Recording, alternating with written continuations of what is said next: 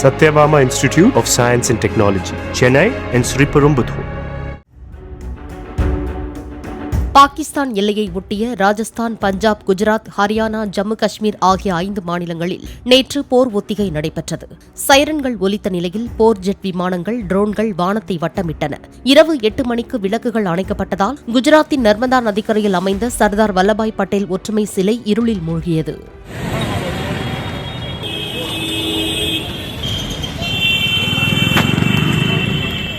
ஸ்ரீநகரின் லால் சவுக் உள்ளிட்ட பகுதிகளும் இருட்டில் மூழ்கின.